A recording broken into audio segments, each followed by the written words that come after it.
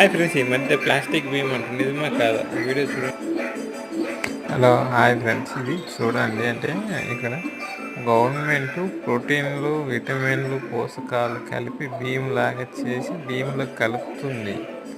అంటే plastic rice అనేది ఎప్పటికీ తయారు చేయడం అనేది ఇంపాసిబుల్. ఎందుకంటే కాస్ట్ అనేది ఎక్కువ అవుతుంది.